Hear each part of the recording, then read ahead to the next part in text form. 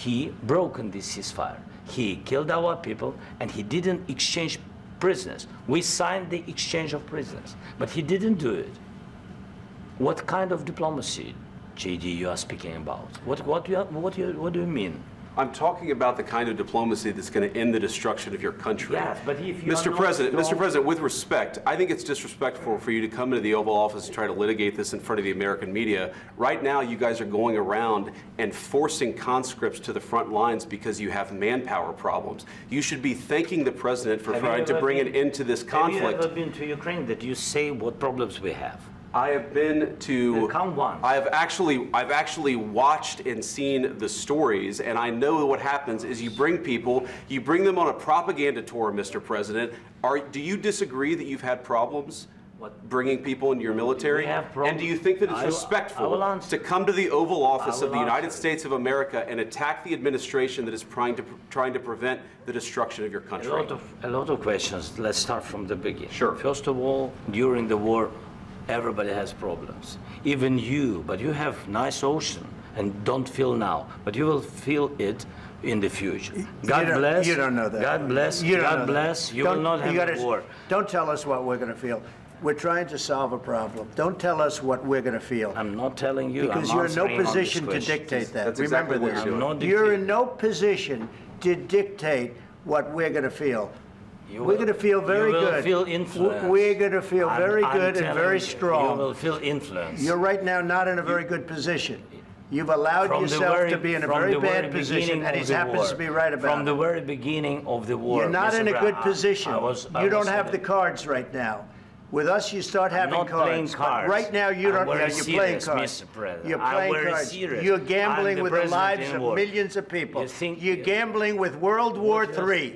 You're gambling with World War III. And what you're doing is very disrespectful to the country, this country. That's back to you. Far more than a lot of people said they should have. Have you said thank you once? This entire meeting? No, in this entire meeting, have you said thank you?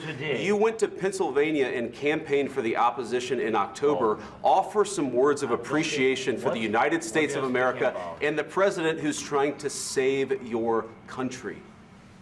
Please, you think that if you will speak very loudly about the war, you can... He's not speaking loudly. He's not speaking loudly. Your country is in big trouble. Can I Wait a minute. No. You've done a lot of talking. Your country is in big trouble. I know. You're not winning. You're not winning this.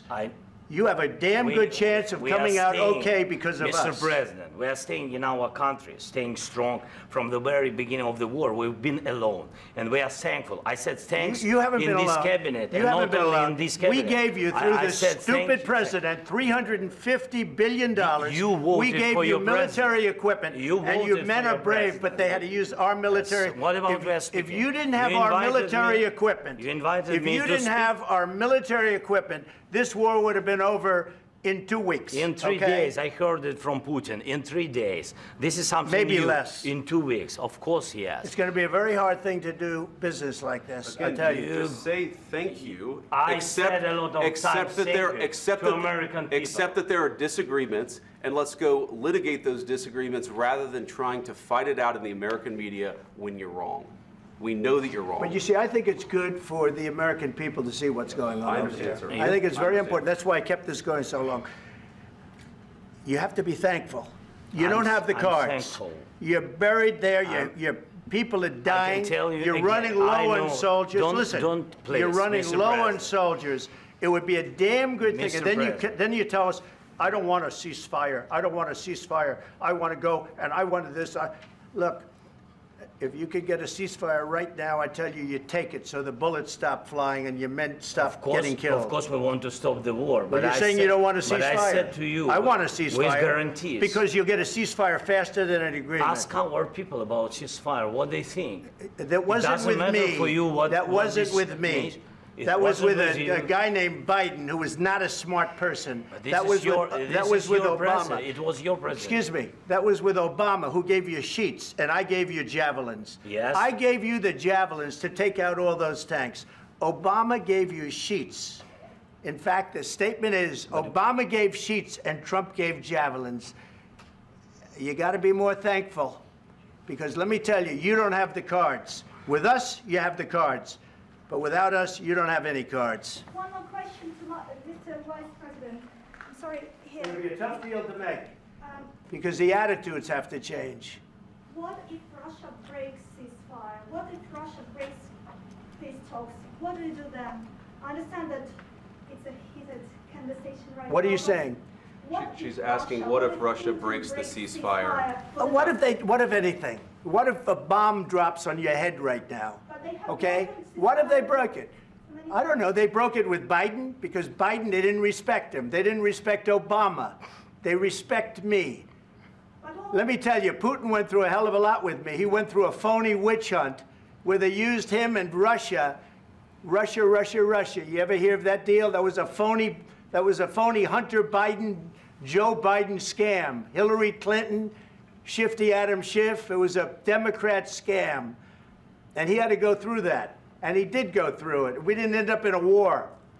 And he went through it. He was accused of all that stuff. He had nothing to do with it. It came out of Hunter Biden's bathroom. It came out of Hunter Biden's bedroom. It was disgusting.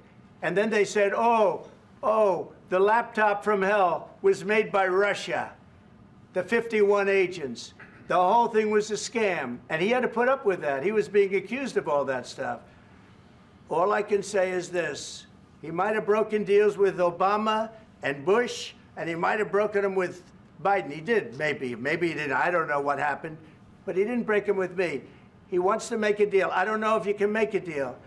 The problem is I've empowered you to be a tough guy. And I don't think you'd be a tough guy without the United States. And your people are very brave. But you're either going to make a deal or we're out. And if we're out, you'll fight it out. I don't think it's going to be pretty, but you'll fight it out. But you don't have the cards. But once we sign that deal, you're in a much better position. But you're not acting at all thankful. And that's not a nice thing. I'll be honest, that's not a nice thing. All right, I think we've seen enough. What do you think? Huh? This is going to be great television, I will say that. All right. We'll see what we can do about putting it together. Thank you. Guys, let's go. Guys, come on, let's go. We'll see. I don't know. All right, guys. Guys, come on. Please. Hey.